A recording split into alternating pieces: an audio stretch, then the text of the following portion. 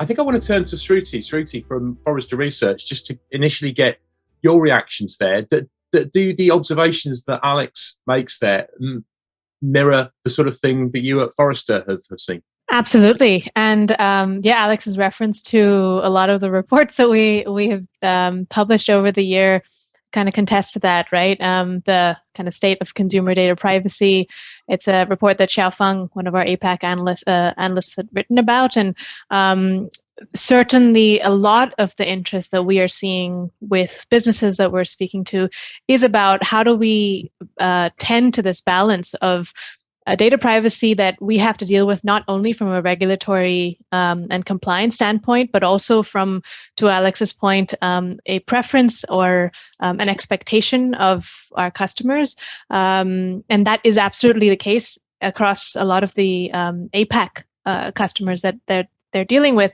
But at the same time, those APAC customers are also looking for personalization and a customized way for you to be able to engage with them. Those expectations don't go away. It's more that they're adding on to that the balance of how you're interacting with them and making sure that their data is safe and it's not being manipulated or misused. So it has posed a challenge, absolutely. I mean, going towards a cookieless world is something that is a prime concern for marketers, agencies, advertisers, all around, right? And so being able to understand how to build on preferences through maybe the tools that you're using, but also the ways in which you are organizing your teams to ensure that there's a flow of information on consumers and what you're seeing on the ground to how you're making those decisions is also coming up in terms of the strategic practices that people have to urgently embrace. But yes, absolutely a challenge across the board. So I empathize. Let's bring in Rainbow Chung from Salesforce, with Salesforce's background and knowledge of customer data and such things. Rainbow, what's your reflection so far on what Alex has offered us? I think what Alex has highlighted is pretty much exactly what we are thinking here at Salesforce as well. Like, we obviously see the same trend where people are expecting you as a brand know me more. We expect people are demanding brands to do so much more for them, but also protect them from their privacy and whatnot. And I think from the research that we do at Salesforce as well, every year we do around many different types of research, but there are two in particular is relevant to our conversations today. Is the state of marketing report and also the state of digital trends as well. With those reports, we're able to see that there are a lot of consumers saying that they will continue with all the digital trend and buying essential goods online, even after COVID, right? So the whole digital trend, we really see that people are getting more and more into digital, and it's not on only a certain segment either. Like, we're seeing that senior group in the demographic are also becoming digitalized more and more. So I specifically work with government sector across ASEAN, but we also work with a lot of government in Australia and New Zealand as well. So we see that both Singapore and Hong Kong and Australia government are looking into ways of engaging this group of citizens more and more. So in Australia, for instance, we are particularly having something like a senior card that is more digitalized so that they can then cater towards more digital savvy citizens. But also at the same time, we know that these people are very aware of how their data is being used. So we talked about real-time personalization, where all this data can be captured, and then not knowing just necessarily who these people are, because you don't have to always get consent and say, tell us your name, tell us your email, to be able to know really better how do we offer a better experience to these people, because we know that experience is as important as the goods and services. And that's what people are demanding this day, and demand the online digital experience is going to be as good as when they are walking into the store. And that's the trend that we're able to see across the region everywhere, particularly in countries like Singapore. I mean, a lot of us live here. In Hong Kong, the same. We all have the equivalent in Australia as well, the Trace Together. So everywhere that we know, we have to bring our phone. If you don't bring your phone, you can't really go anywhere, because you can't check in, you can't be tracked. And then if you get COVID, the government can't reach you. So I think that's kind of just the state of where we are today. Yeah, and that's reflected maybe in the introduction that Natalie gave us about that overlap that we need to acknowledge between the product and the experience. That the two are now enmeshed, aren't they? Alex, you mentioned something about the balance between the digital shopping experience and the bricks and mortar shopping experience. You mentioned that in China it's tipped over 50%. Do you question for all three of you? Do you think this is a trend that is unstoppable, or do you think that the physical retail experience, the physical consumer experience, will have a little bit of a resurgence at any point, or for any reason, or is it just on its way out? Alex? I think essentially we have to meet consumers where they want to be met. So I think there will always be room for physical stores. It really depends on the industry you're in and what you're offering as a product.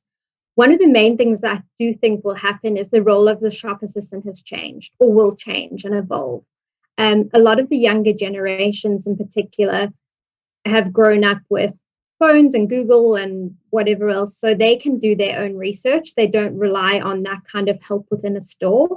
Like in the US, for example, Home Depot has an app where they use geo-targeting, so you can switch to store mode when you get in the store, and the app will help you find products in whatever aisle they are and that kind of thing. So I think personally, I feel the in-store experience will much more be around a VIP unique experience rather than the original transactional one. So if you want to buy a designer handbag, obviously that's great to do in-store because you get that feeling. I know in Hong Kong, people queue out the store. They only allow a certain number of people in the store at a time. And from that perspective, then you get that brand feeling, that VIP feeling. But in terms of like a shop assistant telling you which is the best thing to use, I think younger generations don't quite appreciate that anymore. That's interesting, the idea that rather than bricks and mortar and online being opposites to each other, one is being allowed to augment the other. Rainbow, do you have any views on that one, the relationship between the offline, the online? There is certain truth to that. But I think when we look at commerce, I think we need to be able to kind of segment the experience into different buckets. There is a certain element about like shopping, and there's a certain element about shipping and fulfillment.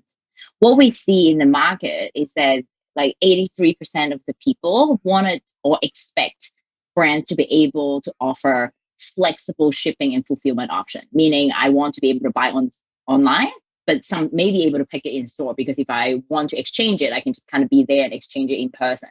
So there has to be some kind of flexibility that we see it's getting into a more interesting area now.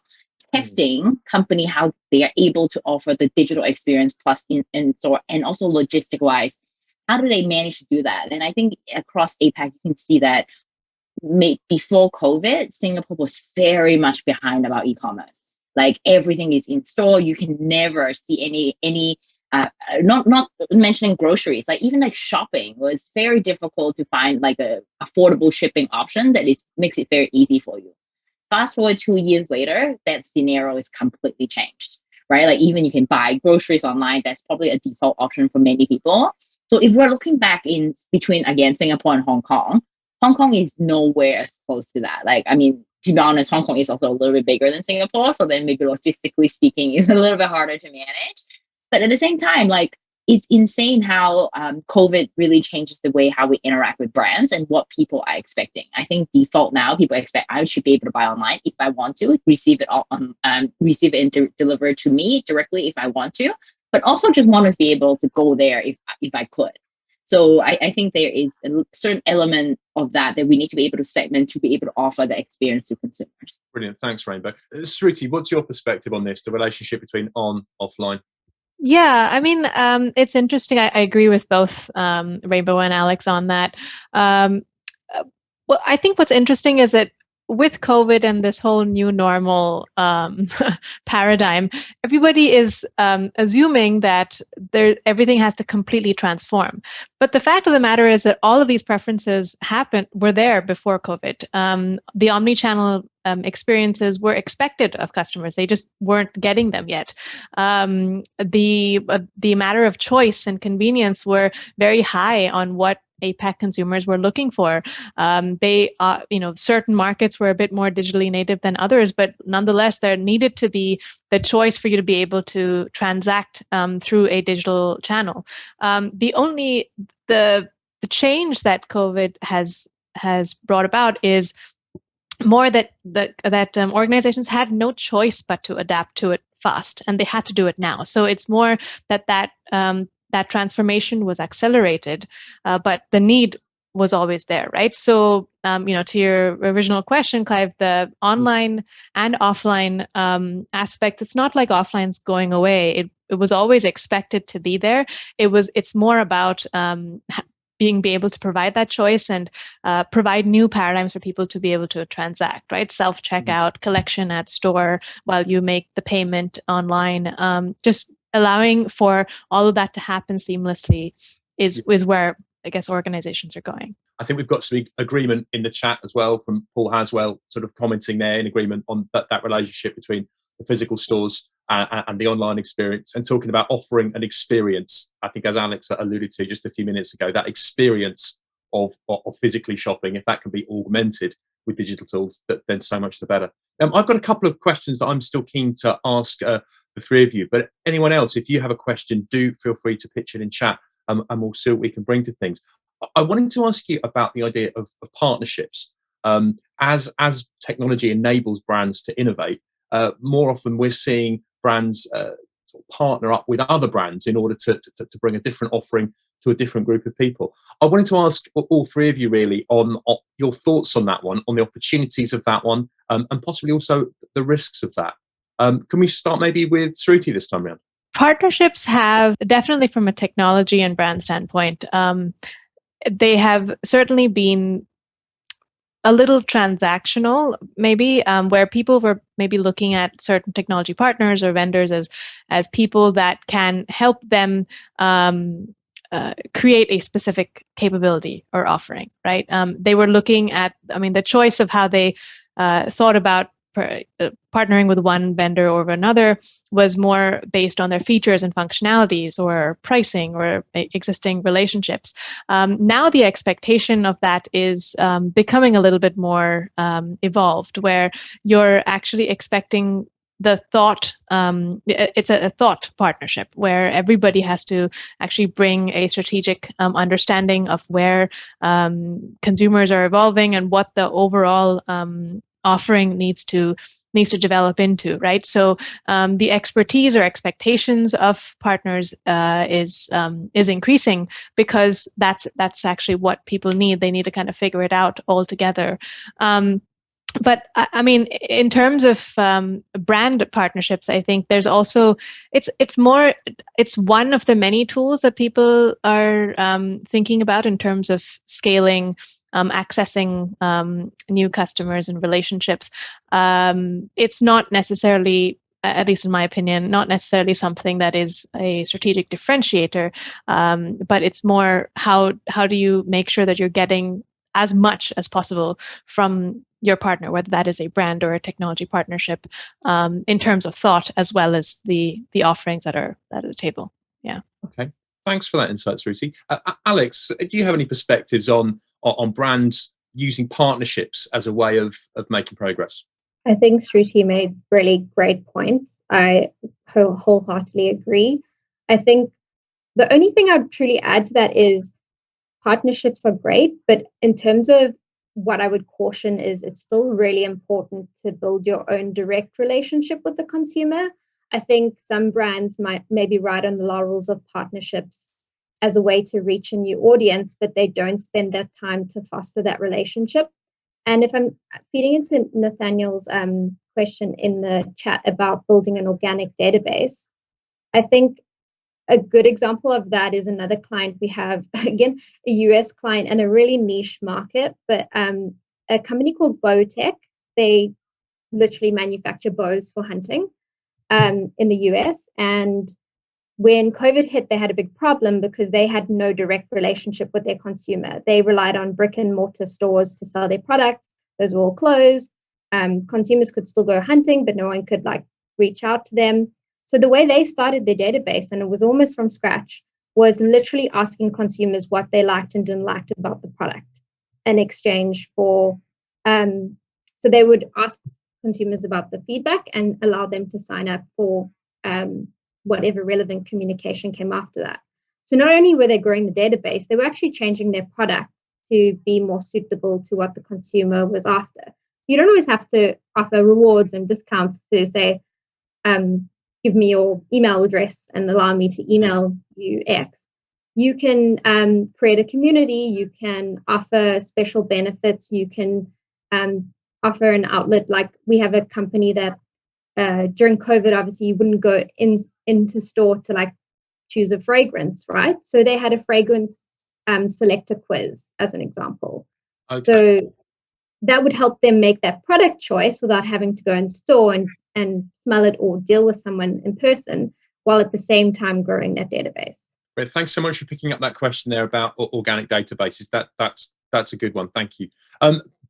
Rainbow, that point about partnerships and the opportunities, but also the risks, the things to think about as brands partner in the digital space. Your thoughts? I agree everything that Alex has been saying. I think the caution around not relying too much on partnership and not able to have their own database.